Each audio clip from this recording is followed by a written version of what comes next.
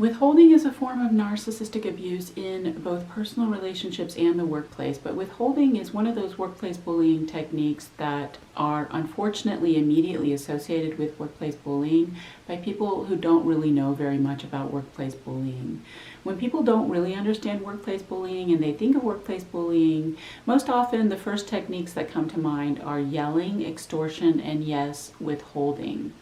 But I find those techniques are relatively rare compared to all of the other workplace bullying techniques that I have identified, and that's because they are relatively overt. The whole point of workplace bullying is that it must be as subtle, indirect, and passive-aggressive as possible, so the workplace bullies can never be called on their behavior and it can never get back to them. All workplace bullies are narcissists or have narcissistic tendencies. And narcissists care about one thing and only one thing in this world or in this life, and that is their image, their reputation, what they look like to other people, and what other people think of them. So workplace bullies almost never do or say anything that, again, can get back to them, can get them into trouble, get them fired, or worse, get them arrested. Withholding basically means not giving. In the workplace bullies abuse the target by withholding the tools, resources, materials, knowledge, and information necessary just to do the job. And that's something that could kind of be documented. All the same, workplace bullies do withhold from targets in the workplace, and if they are called out on it, then they simply deny, introducing a characteristic of narcissistic personality disorder, pathological lying. Withholding as a form of narcissistic abuse in the workplace is, again, refusing to give the target the materials, resources, tools, knowledge, and information necessary just to get the job done. And this can be literal or figurative. For example, you are hired as a journalist and then given a desk without a phone. This type of literal withholding is very common in education. Educators are assigned classes and then never given any materials with which to teach those classes, or given partial or incomplete materials, and not given adequate, appropriate access to technology in the classroom, not to mention any curriculum or syllabi. But literal withholding is less common than the more figurative withholding of knowledge and information, because again, figurative withholding is less easy to trace. If your boss doesn't give you books to teach your class, that's something that could be documented. But if you are not given information that you need to do your job, then narcissistic workplace bullies can simply pathologically lie and accuse you of lying or forgetting the information they claim they shared with you, and it becomes just a matter of he said, she said.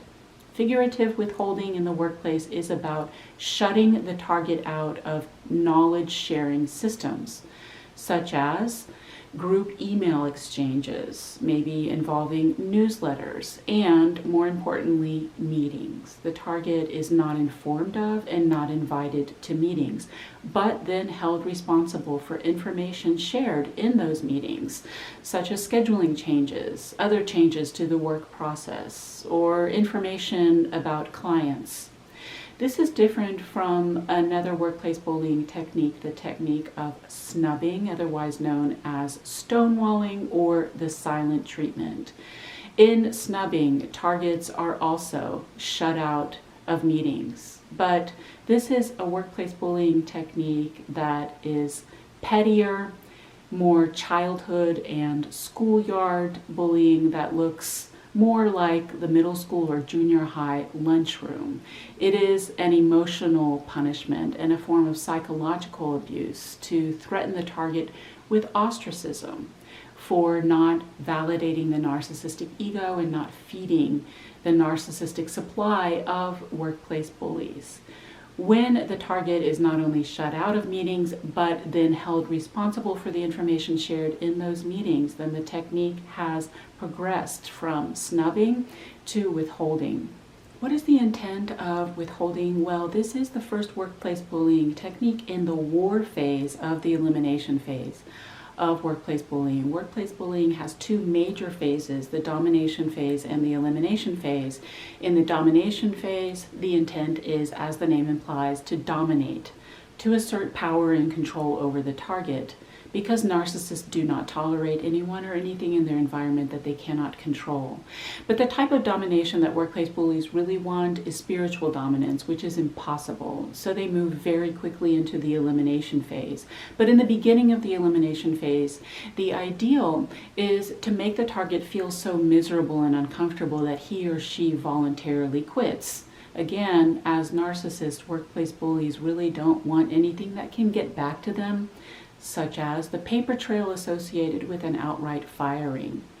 When all else fails, they have to move into the final phase of the elimination phase, which is war. It's no longer about making you feel bad, and it's not emotional and psychological abuse. It's a direct attack on your work. Withholding is similar to the workplace bullying technique of sabotage in that both are destructive, but instead of outright destroying your work, workplace bullies prevent you from bringing the work to completion in the first place. Withholding is a form of narcissistic abuse in personal and romantic relationships too, but narcissistic abuse in love relationships is different from narcissistic abuse in the workplace. It's different in intent and technique. Withholding in love relationships is a devastating form of abuse that is about not showing affection emotionally and or physically.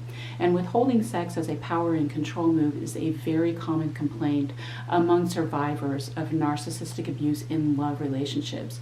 In love relationships, you are attempting to connect with another human being on a level of heart, soul, and spirit, and therefore are 100% within your rights to assert your emotional and psychological needs, such as the need for affection, and also perfectly entitled to feel hurt when those needs are not met.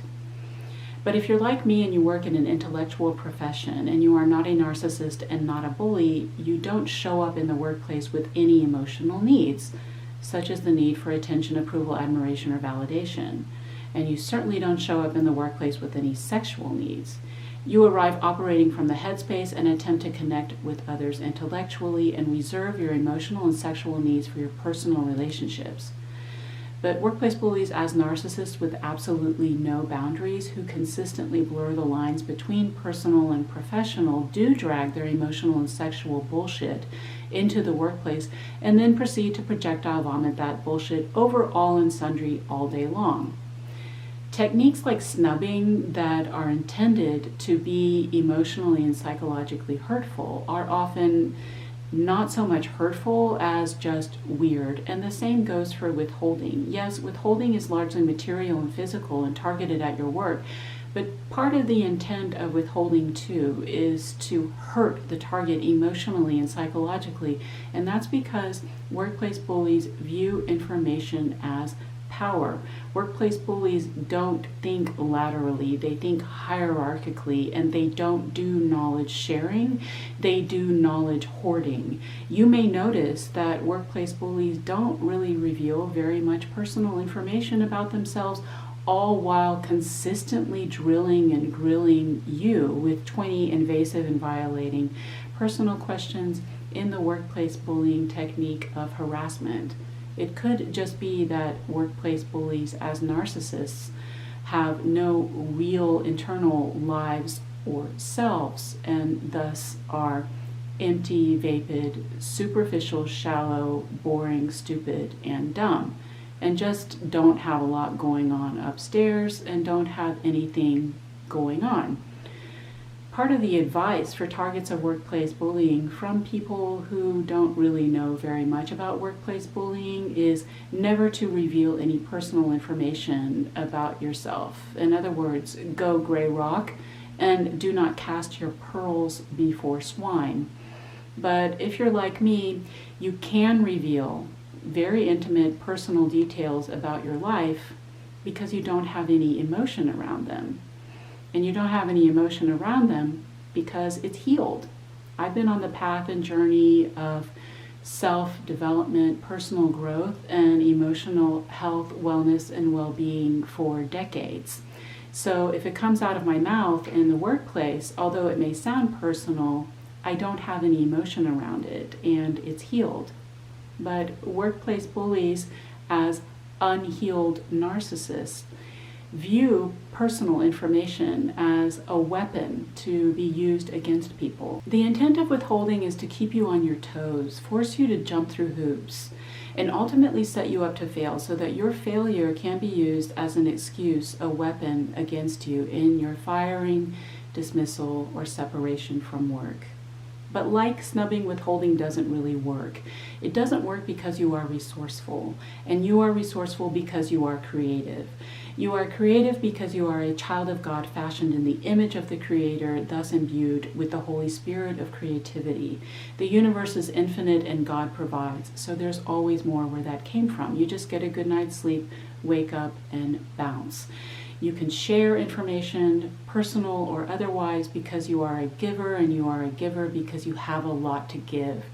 Workplace bullies, as narcissists, have to hoard information because they are takers with absolutely nothing to give. Again, as narcissists, workplace bullies have no real internal lives or selves, and have to constantly source supply for their narcissistic egos exclusively from other people because they are completely disconnected from source.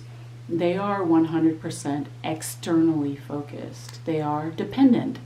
And because narcissists cannot heal, they can only project and have assumed that you are the same way. They have misinterpreted your needs and underestimated you. If anything, withholding is just amusing. The more they try to thwart you, the more you laugh as you consistently outsmart and outwit them by removing blocks and obstacles. If they want to get in your way, you can always find another way. But consider withholding an indication of just how empty these people really are. Again, it's a projection, and part of the intent of withholding is to place you in the same state of lack as the bully. Yes, withholding is to deprive you physically, materially, and intellectually, but it is a sign of workplace bullies' all-consuming spiritual deprivation. So that's an introduction to the workplace bullying technique of withholding.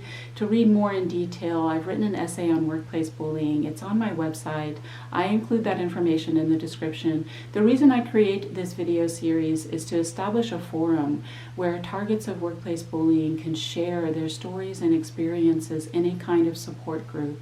So you can know, number one, you're not crazy. Workplace bullying is real and your feelings are perfectly valid and justified. And number two, you're not alone. Unfortunately, countless others have experienced the same thing. So I look forward to reading your comments, and I promise to try to respond to each one. Take care.